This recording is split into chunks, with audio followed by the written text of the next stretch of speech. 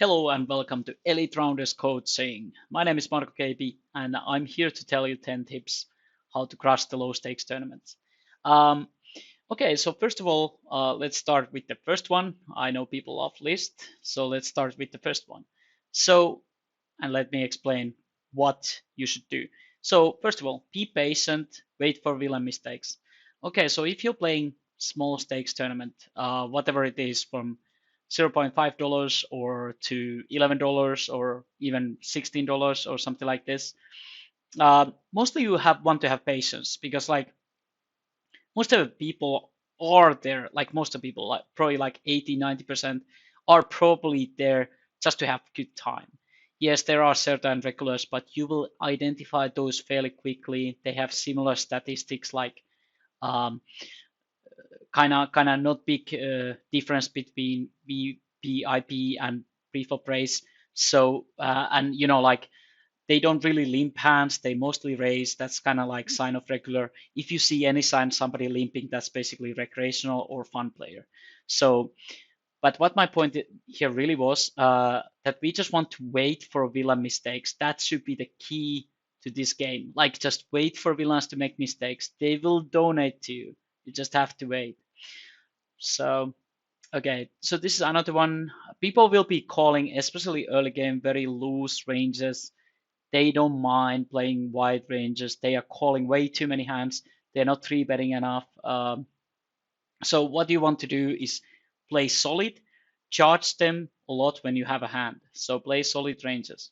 Um, Again, at aggression, this is actually the little bit opposite. Like early game, I think you should play fairly solid, but later in the game, actually when the money starts to matter, even the fun players they start to tighten up a little bit. So it's kind of like that's when you want to add the aggression, because early game, it's kind of like the mental connection to this tournament has gone up in a sense. Like it happens to professional players like me too. If I play 6 tables and I've played one tournament for 6-8 hours, I'm paying more focus to that because like I'm more mentally attached to this tournament. So I think uh, then that happens that a lot of fun players they start to care. Like later states, some players really start to care and they start playing way too tight. So that's when you want to like uh, attack these guys who just want to play super tight. So first of all, this is just general tip: do not limp, just open.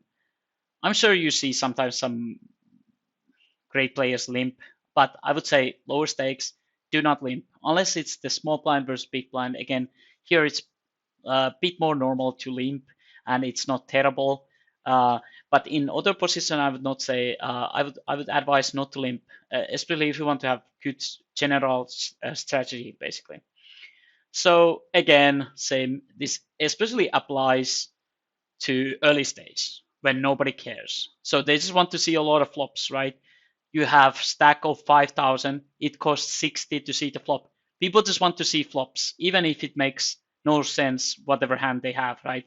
They are calling with queen 3 offsuit or king deuce suited from under the gun plus one versus under the gun open, or people just don't care too much. So keep that in mind. So that's why you want to probably like price bit higher, because like they're still calling. So just open 3x if you think people are still calling. Open 4x. Like if you have 100 big blinds, just open bigger and tight range, and you'll be laughing to bank basically because people will be calling way too weak hands versus you. So let's move on to last five. So again, this is also like more like later states or at least mid stakes of the tournament. Mid stakes, like when it's in the middle of the tournament, is in the mid stage of it. Yeah. So you want to steal from the players who are playing tight. So like we were saying, uh, we should be playing solid, but we should not be like super super tight. It doesn't mean that we never three bet bluff or something like that. So you want to steal from these guys who are not defending the big blind. So they are not calling first of all, and they're not three betting. If they don't three bet or call, these are the best players to steal from because it's like so easy, right? So you just want to attack these guys a lot and widen your range whenever these guys are in the big blind, because and or small blind and big blind even better. So again, you want to open button way more high frequency if you're facing these guys. So again, this is kind of like when face big aggression, just fold unless good reads. So again, most of the time people will lack the bluffs in a lot of spots. So I think overfolding is very good in a lot of spots. So but I'm telling this in the sense that if we talk about poker, I think especially low stakes, you see that people are very unbalanced. You might have heard about game theory optimal or something like this, but especially low stakes, people play very poorly balanced range. Sometimes they are very much towards only the nuts. There's nothing else, so you can fold like you can make like huge folds in some situations.